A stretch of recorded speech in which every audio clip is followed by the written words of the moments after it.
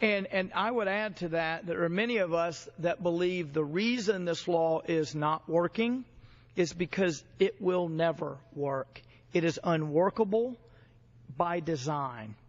It is top down. It is old way of doing things in a world that is becoming more network bottom up, innovative, new way of doing things. This is an old central control, top down way of legislating. And so the president recognized that, but of course, for partisan politics reasons, even though my bill did basically what he did, he opposed it. He opposed the bill that would have made his actions legal.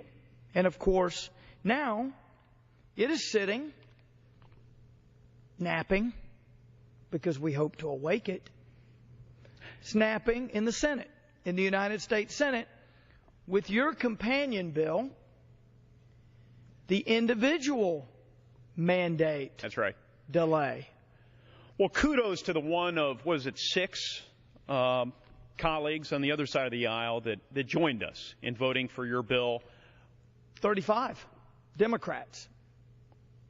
35 in total. That's right. I think 1 out of every 6 members That's right. of their conference. That's exactly right. Were supportive of your bill. I thought it was the right thing to do, the right vote to cast.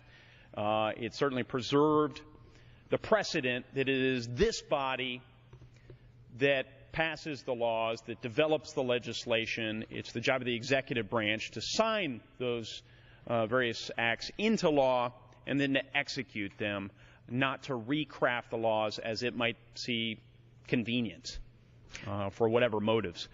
And so you mentioned my bill, which is really, in the end, the American people's bill, because it's designed to provide relief to American families. The Fairness for American Families Act. You know, the thinking behind this is quite simple. If the president wants to offer businesses a relief from the employer mandate tax, as our Supreme Court has styled it, then why won't he offer relief to working Americans and their families? It's that simple.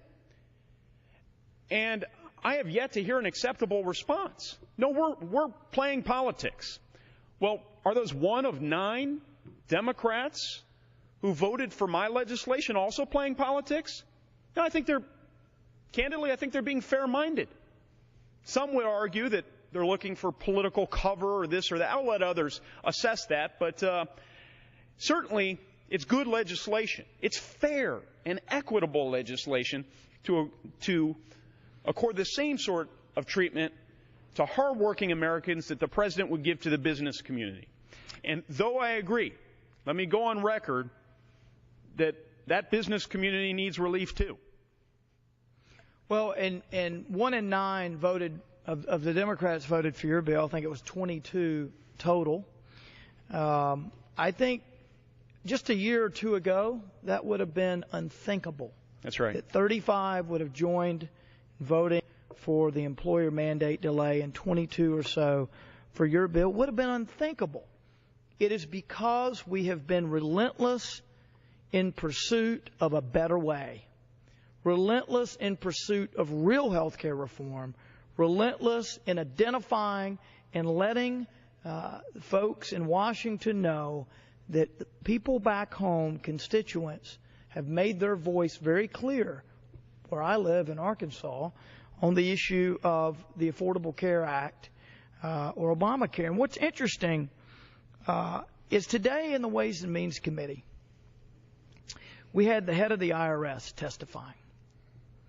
And he was explaining why the president decided to delay for 1 year one of the 2 key components of the Affordable Care Act, one being the employer mandate and the other part of the law being the individual mandate. We know that the president delayed that one, the employer mandate. And he was explaining why he did that. And this is a paraphrase of what he said. This is the head of the IRS describing why the president gave 1 year relief to businesses impacted by the employer mandate. He said, to paraphrase, not a direct quote, but to paraphrase, he said, in effect, we heard from a lot of American small businesses, that this was a burden on them, and so we acted to give them relief. That's a paraphrase, but that's effectively what he said. I agree with the general sentiment. It is a burden on American workers and small businesses, etc., and they do need relief, and I'm glad they're getting it. But it raises the question, why wouldn't you give that same relief as a matter of fairness to individuals, families, workers impacted by the individual mandate, the other key component of Obamacare, of the Affordable Care Act?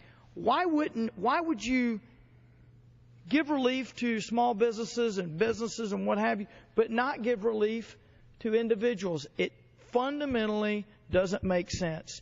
It's not fair. And when he said that, I thought to myself, well, is it possible that he doesn't know, that the head of the IRS and the administration doesn't know that individuals and families and workers are also impacted in a negative way, that they are burdened, many of them, by this law? Yes, they want health care reform. Yes, people need insurance. Yeah. Yes, people want to be covered. But this is not the way to go. Does he not know the impact that this law is having? So I thought,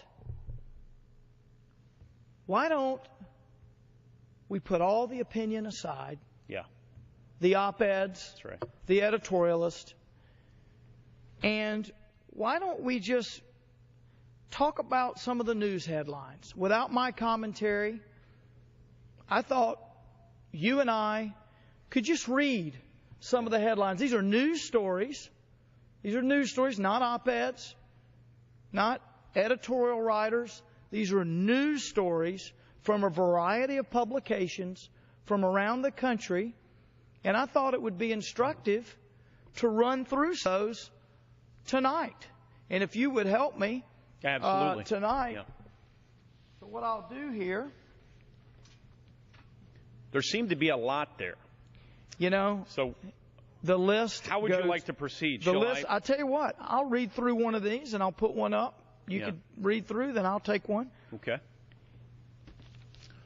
These are headlines from around the country, and we're going to run through them because they are news stories that, regardless of what you hear from this administration, this is what's happening around the country. Sure. The AP, Florida insurance officials, rates will rise under Obamacare. Georgia insurance rates spike under Obamacare. Now, I would point out, we don't have to guess what's going to happen anymore. We don't have to predict what's going to happen. Why? Because we're already there. Implementation is underway. It's already happening. So we'll just let the facts speak.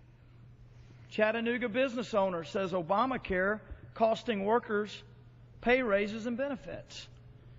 Consumers could see 25% premium increases under Obamacare. UNA asks student employees to work fewer hours. So the Contra Costa Times of Concord says that half of the Affordable Care Act call center jobs will be part-time. The Missourian says Obamacare is going to impact Franklin County workers. The Weekly Standard reports Wisconsin grocery store forced to cut hours due to Obamacare. The Huffington Post reports that White Castle indicates that Obamacare is causing them to consider only hiring part-time workers. KHN indicates sees small employers dropping their health coverage. I would point out that these are from all over the country. Growing worries about Obamacare forcing insurers out of state markets. Iowa Public Radio. Full-time versus part-time workers. Restaurants weigh Obamacare. Obamacare forces work hour limits for CMU students. Brevard cut some workers' part-time hours to avoid Obamacare rules. Obamacare delay is a relief for a family business. You know, so we're already picking up on some trends here. From a number of the headlines, we're getting the sense that, you know, this health care law is not what we were told it would be, what the American people were told it would be. It's not sustainable. That's why there's all manner of taxes, from medical device taxes to what was once a tanning tax. They're looking for revenue under every rock to make this thing sustainable. It doesn't control costs. By some estimates in my own state, in the state of Indiana, premiums are expected to go up 70% plus within the next year or so. There are problems about access that we're hearing about that are captured in articles around the country. Rural areas in particular can expect to have a shortage of doctors as a direct result of this law. And there are quality concerns. You know, I've just listed kind of my thoughts on what health care reform ought to accomplish. All those various things ought to happen. Unfortunately, Obamacare is failing on every front. And I don't say this with any celebration. I lament the fact. And it's all the more reason that we need to continue to educate our colleagues and that minority of the American people that still believes this is going to work. Well, as we see here, Texas business owner facing $1 million in an annual Obamacare cost. Maryland employers cutting hours due to Obamacare. Waitress says she's losing full-time status due to the Obamacare rule. St. Pete College, HCC, cut adjuncts hours over health care. Local entrepreneur sells part of business due to Obamacare. There are people behind every one of these headlines. Forbes says labor unions are indicating that Obamacare will shatter our health benefits and cause nightmare scenarios. My recollection was that labor was very much behind this bill originally, and I'd love to work with them. For any members of union, any union leadership that's looking to be part of the solution here and help alleviate some of the pain, welcome home. I share your feeling there. I found common ground with a lot of labor union folks on the Keystone Pipeline because they want the jobs. Absolutely. And here, the labor unions are realizing this is a nightmare. Well, they're members. That's right. They're hearing from their members. That's leaders right. are. Their members are speaking out. That's right. Here you see restaurant shift, sorry, just part-time. There's a theme here. Yeah. Workers' hours cut, Obamacare blamed. And again, for those just tuning in, we're just reading news headlines, not op-eds. These are news headlines, stories from around the country, everything from the Weekly Standard to the Huffington Post, the AP, you name it. Objective journalists. Obamacare strikes, part-time jobs surged to all-time high, full-time jobs plunged by 240,000. 16,500 working fewer hours due to Obamacare mandate. The mandate, one of the mandates we've been talking about here tonight. Let me press pause here before we read more of these headlines, which are incredibly illustrative and instructive. So many of them deal with the cut in the number of hours for our wage earners during, the worst economy since the Great Depression. Sure. And why is that happening? Why is that happening? Well, you've got employers that are now mandated to provide health insurance to their employees, and many of them, in order to remain profitable, must must change their way of doing business. So they change people from full-time into a part-time status. They hire people into part-time positions rather than full-time positions. And then we have, perhaps most pathetically and tragically, we have what's been dubbed the 29er effect, where people are working more than 30 hours a week, many of whom are barely getting by, barely able to put food on the table and meet their utility bills and so on. They're getting dropped down to 29 or fewer hours. How is that helpful to the American people? And these are folks that the Obama administration says are full-time, but they're really not full-time. They may be working 35 hours a week, don't even have a truly full-time 40-hour-a-week job, what most folks across America know to be full-time. And we talked about this before, who said that 30 hours is full-time? Yeah. A lot of folks, if they're working 35 hours, they're trying to make ends meet, they'd rather work 40 and get some overtime. But what's happening is they're being cut back below 30, which is not just the number of hours they work. It's simultaneously reducing the money they take home. That's right. That's right. And we have legislation here, again, to address this problem. The Saving American Workers Act. Lots of co-sponsors here in the House. That's your bill. I introduced the bill in response to the same sort of things I'm hearing from my colleagues, who are in turn hearing from their constituents, and the sort of things that I hear back home in Indiana, which is this is absolutely ridiculous. We're helping very few people at the expense of many.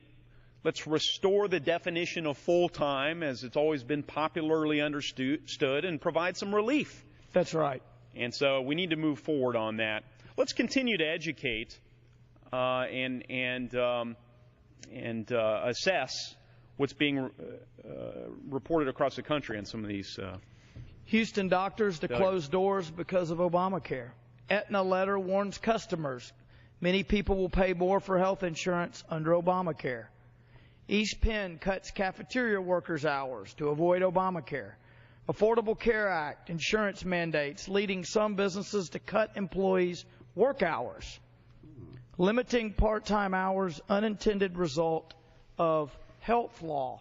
Maybe the unintended consequences has something to do with the fact they didn't know half of what was in the law in the first place. That's right. Well, I've seen some Indiana headlines, a number of them related to some of these effects. One pops out right there for me. The Indianapolis News: school part-timers fear fewer hours, less pay as impact of health care law kicks in. Let's remember, this is not just businesses that are being impacted. We've got municipalities, school workers, your businesses, especially in your hospitality industry or your retail sector, where we see a lot more people being hired on a part-time basis. Seemingly every aspect of our economy and of our society is being adversely impacted by this law. Now, that's not to say that some people aren't helped. All things being equal, if we can insure a few more million people, that's a great thing. But with all the collateral damage created by this law and its unsustainability, that's right. That's the real problem here. And we can help those people. We can help those people through other means. As I said before, the idea that it's the Obamacare model or nothing is a false choice.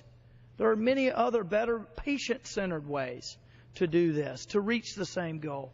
Healthcare law causing SCC to re-examine adjunct faculty members. Local employers struggle with Affordable Care Act. When employers are struggling, the workers are struggling. The families are struggling. Obamacare glitch could make coverage unaffordable for low-wage workers.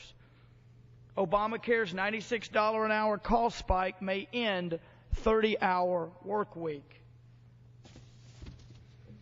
We're getting short on time, so I think we ought to run through these. And I want to talk a little bit about where our bills are now. sitting at the other end of the Capitol. And I want to urge our Senate friends here in a minute to think about the opportunity they have. But let's take a quick look at these before we close out. Rancho Cucamonga may reduce part-time hours to avoid health care cost. Part-time staff hours in flux due to Obamacare. FWCS cuts hours for part-time positions. Maricopa Community College's staffs pinched by Obama health law. Dallas area cities, school districts expect budget hits from Affordable Care Act. And the good news just keeps on coming. There's a little sarcasm there. This is just awful. Yeah. Out in Colorado, Fort Collins small businesses prepare for Affordable Care Act changes. The World Herald, districts to cut back paraprofessionals' hours as a result of health care law. See, it's already even impacting paraprofessionals. Now. Right now. Beacon Journal, limiting part-time hours to avoid health care costs. More of the same, impacting yet more Americans. Requirements for health care reform and resulting requirements for Chesterfield County Public Schools. Salt Lake Tribune, ahead of the health reform, Granite District cuts part-time workers' hours. And the final one here, and there's so many more, one that I actually didn't get up here, was reported just tonight. In Ohio, they announced that premiums statewide are going up 41%. AAA Parks full-time jobs cites health law. Agencies must cut some part-timers' hours or offer health insurance. Part-time employee hours cut over health care. Fast food worker hours cut, new health care law blamed. I know we're short on time. We've got some other colleagues that want to talk tonight, but I just want to close by, first of all, thanking my colleague, Representative Young of Indiana, for being here with me. But I'd just like to point out that the employer mandate bill that mimics what the president did, that postpones the employer mandate for 1 year, we passed it here with 35 Democrats, bipartisan. Your bill, the individual mandate postponement, 22 Democrats. We passed them out of here. We did our job. The worst they could say about my bill, the White House, is that it was redundant. Those bills are sitting down in the Senate waiting for action. Yeah. Redundant to the Treasury Department's blog post. Right. It bears reminding. They're sitting over there, gathering dust as the American people demand relief. And it is so important. I want to join you and first thank you for your leadership on this issue. Those in Arkansas are well represented by you on this and other matters, working very hard to ensure that where relief can be provided, we provide it. Where the prerogatives of the legislative branch can be defended, you will defend them. That's where I stand as well. We just need the United States Senate to act. And on the employer mandate delay, they should pass that immediately to make the president's actions legal, and they should pass the individual mandate delay to make the president's actions fair. I appreciate you being with me tonight. You are an outstanding member of the Ways and Means Committee, and I appreciate your leadership. And we're running out of time, so I want to thank folks for joining us tonight, and I yield back.